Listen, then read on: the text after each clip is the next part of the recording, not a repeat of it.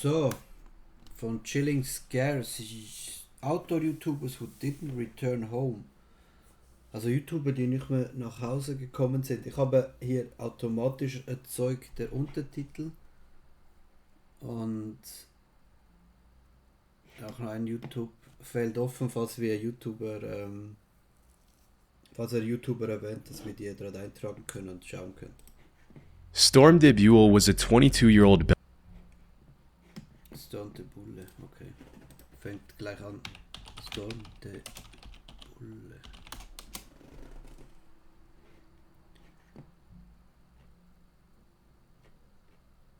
Der Kanal gibt's nicht mehr.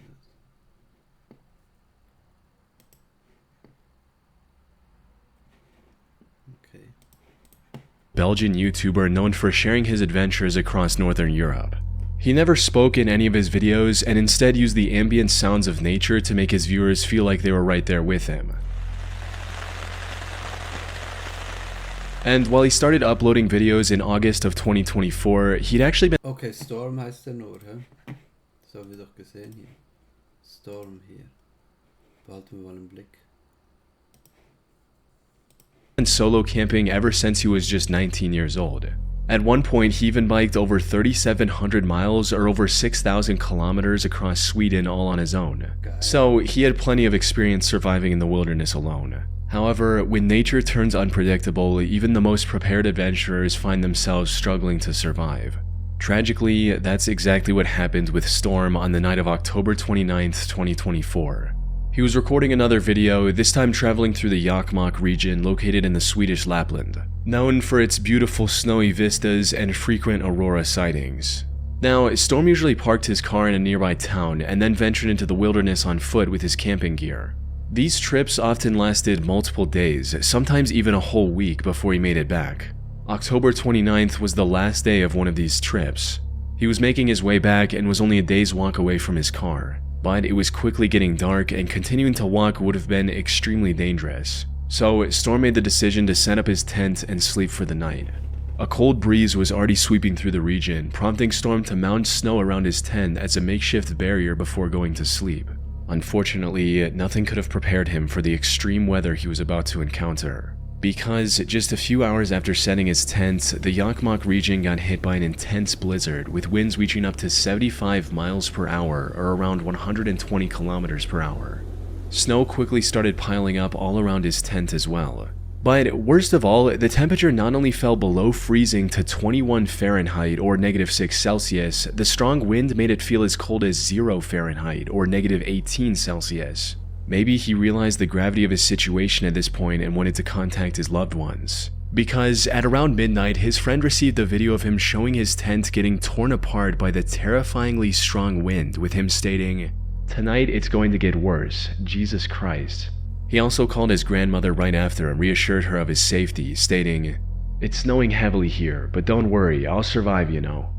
Then at 2:36 a.m., the Swedish authorities received an SOS call from Storm.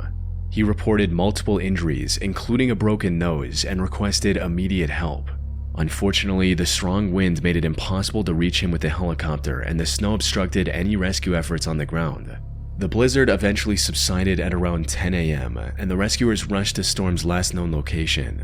Sadly, by the time they found him, it was already too late. The lower half of his body had turned purple due to the extreme cold, and even the blood on his face from the broken nose was frozen solid. Oddly enough, he was found roughly 1.6 miles or 2.6 kilometers away from his collapsed tent. It's unclear if he was forced to ditch the tent after it collapsed or if he set out before that happened. In either case, he was walking towards his car when he likely fell, broke his nose, and then contacted the authorities. The only silver lining in Storm's tragic end is that at least he died doing what he loved, as he told his father when he first started going on these solo camping trips, "Dad, it took me a long time to know what I wanted, but that's what I want." Krass, ey. Wirklich krass und traurig. Also ja, ich denke, dass er hat gesagt, dass 2,5 Kilometer entfernt gefunden wurde vom Zelt. Ich kann mir schon vorstellen, dass er das vielleicht weggewindet hat, das Zelt. Oder dass er einfach irgendwann angefangen hat, einfach loszugehen.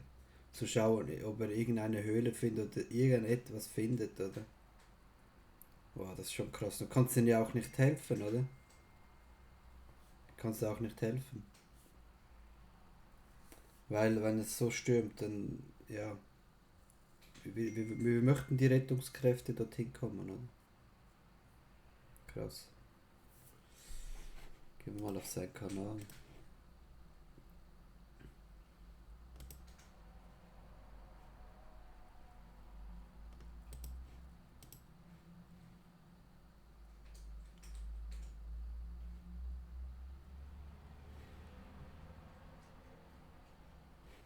Zehn Monate, das letzte Video. Ja.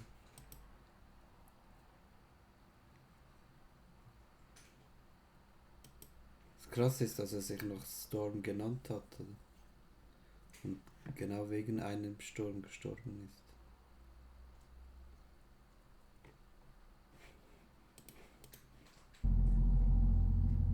Hannah Rose Moody was a 31 Hannah Rose Moody.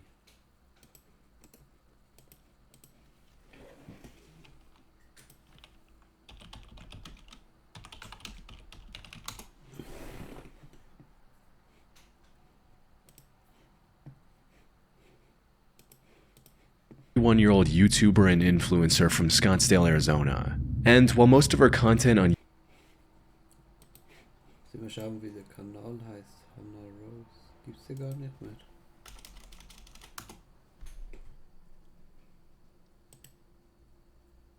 Doch hier. 742, aber nicht. Okay, schauen wir mal rein. YouTube revolved around her faith as a Christian, her Instagram account posted mostly different content. There, she made regular posts about her hiking adventures across the rocky desert terrain of Arizona. Hitting the trails several times a week had become a natural part of her routine ever since she moved to Arizona 6 months earlier. And May 21st was supposed to be no different. She got up early and quickly drove to the Gateway Trailhead located in the McDowell Sonoran Preserve. She parked her car and began the roughly 4.5 mile or 7 kilometer hike across the loop trail. It was a moderately challenging trail with a rocky path and noticeable elevation changes, but nothing Hannah hadn't tackled before. She felt fairly confident she could finish the hike in under 3 hours and even made plans to hang out with friends at lunch. Unfortunately, what started as just another ordinary hike ended with a devastating tragedy. Her friends were the first to sense something was wrong when Hannah didn't show up for lunch on time. She didn't send any messages about running late and wasn't picking up her phone either. It wasn't like her to ghost people out of nowhere. So, after waiting at the restaurant for many hours, her friends decided to check on Hannah at her home at around 7:50 p.m., hoping she was simply resting after a tough hike. But when they arrived at her house, her car was missing from the driveway, the lights were off, and the door was locked. Seeing this, they immediately contacted the authorities. They found her car still parked at the trailhead, and it wasn't long before the search party was looking for Hannah across the Gateway Loop Trail with helicopters, drones, and canines. The search was eventually called off at 11:30 p.m. due to the darkness, and resumed the next morning with even more people partaking in the search. This went on till about 12:05 p.m. when a helicopter pilot made the heartbreaking discovery Hannah's friends and family were dreading all night. Just 600 yards off the trail, rescuers discovered the remains of Hannah Moody lying face down on the desert ground. Hannah was dead, and likely had been for several hours. However, there was nothing that could explain her end right away. There were no signs of foul play, no intoxicating substances were found in her system, and she didn't even have any serious head injuries from a fall or stumble. With that, the only explanation investigators were able to come up with was that Hannah lost her life due to extreme heat. You see, the temperature in the Gateway Trail region soared to over 102 Fahrenheit, or about 39 Celsius the day prior when Hannah was hiking. She likely suffered from a heat stroke and wandered off the designated path in confusion before collapsing and eventually passing away, leaving her YouTube and Instagram videos as an unintentional final goodbye to her loved ones. Ja, das kann ich mir auch vorstellen, dass einfach Hitzeschlag oder eben ohnmächtig wurde und dann bam. Wenn das ja auch mit dem Gesicht nach unten ist, zeigt ja irgendwie, dass sie so, wahrscheinlich so einfach runterfiel, oder? Krass. Ach, traurig. Finn Kinney.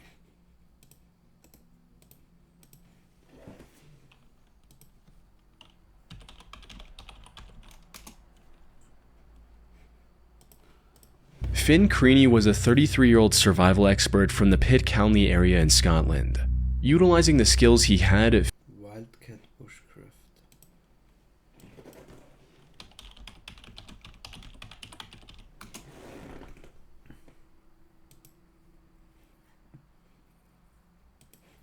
Finn operated a survival school in the area called Wildcat Bushcraft, teaching kids general wilderness survival skills as well as bushcraft, which, for those who don't know, includes things like foraging, hunting, and building shelter out of natural materials.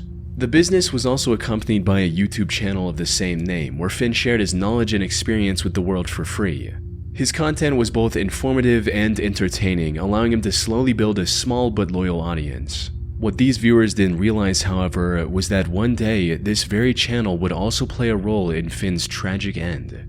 Things went south on the 25th of March 2022 when Finn was dropped off at the B873 road near Loch Naver in Sutherland. His goal was to head south and hike the 45-mile distance to the small village of Golspie and make a video about the bushcrafting skills he had used along the way.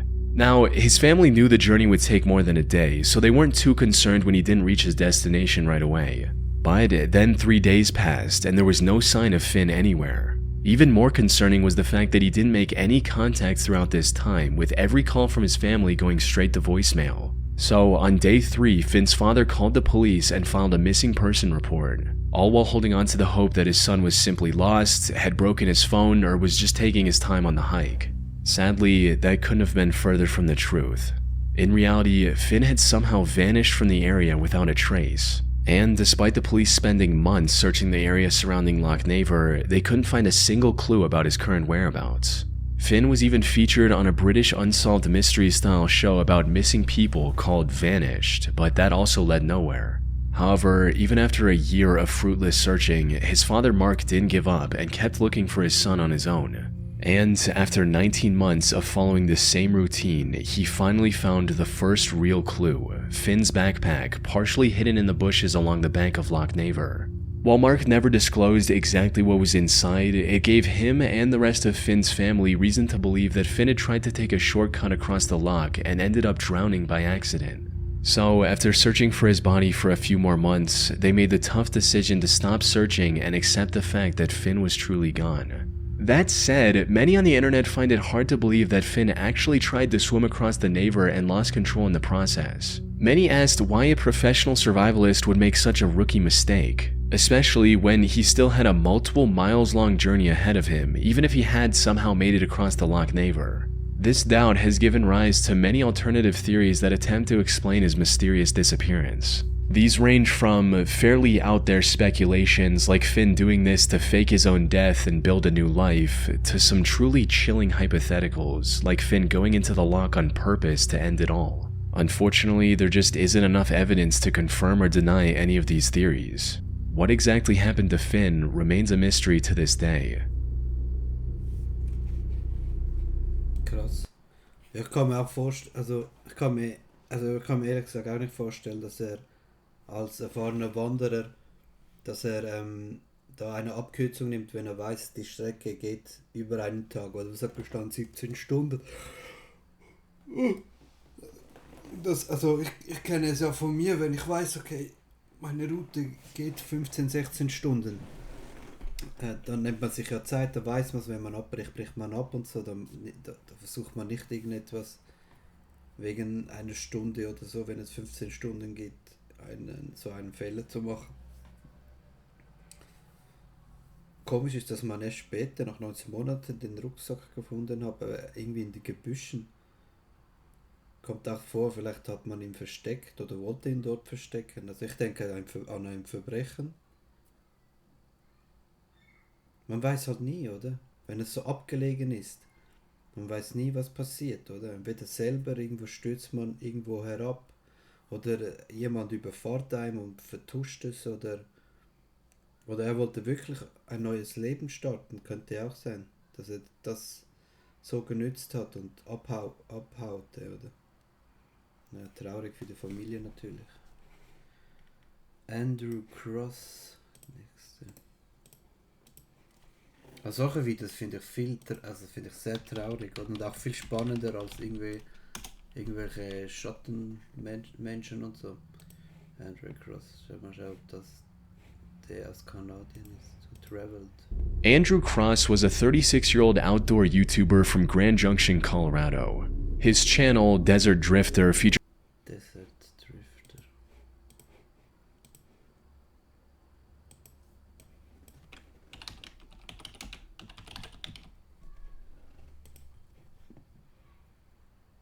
Der hat schon viele, also alle anderen haben nicht so viele Abonnenten gehabt, oder 12.000, er hat jetzt 500.000, der hat 1.300. content that could only be described as archaeology mixed with exploration. He visited and made videos about any place he found interesting, from thousands years old stone walls to abandoned German spy caves from World War II. Beyond just being educational, his videos also boasted top-tier production quality, helping Andrew amass a massive audience in just 14 months on YouTube. Most importantly, his viewers loved his content and eagerly waited for the next upload. But then Andrew suddenly stopped posting after his upload in January 2025. Some assumed he was simply taking a break, while others figured the delay was due to his next video taking longer to produce. It wasn't until the 2nd of February that viewers received the truth from Andrew's wife, Evelyn, and it was far worse than any of his fans could have imagined. Andrew had gotten into a horrible car accident. He was waiting at a stoplight on the intersection between 1st Street and North Avenue in Grand Junction while on his way back from shooting a video about the Bears Ears National Monument in Utah on January 31st, 2025. When, out of nowhere, an out-of-control car rear-ended Andrew at an extremely high speed, resulting in his car flipping over and causing severe brain damage. He was rushed to a nearby hospital almost immediately. Unfortunately, it was already too late. He spent over a month in the ICU and was put on life support. During this time, it became abundantly clear that Andrew sadly had no chance of recovering from his injuries. So, on March 4th at around 10:50 a.m., his family made the difficult decision to let him rest and remove the life support system keeping him on the edge of life. This was devastating news for his hundreds of thousands of fans who were blissfully looking forward to his next upload not too long ago. These fans also banded together and raised over $544,000 for Andrew's family in their time of need. As for the person responsible for the crash, named Ragnar Nicholas Crystal, he was arrested 20 days later on February 21st and was later charged with vehicular homicide and driving under the influence. He's still awaiting conviction at the time of writing. Das ist schon krass. Darum habe ich so Respekt vor Autofahren, oder? Allgemein. Es kann jede Sekunde etwas passieren, oder? Vor allem mit Handy, Alkohol und all der Scheiße, da werde ich... Ja. Krasses Video, sehr gutes Video, muss ich sagen. Ja, sehr spannend. Ich schaue mir dann auch mal den Kanal einfach mal schauen, ob wir da etwas finden.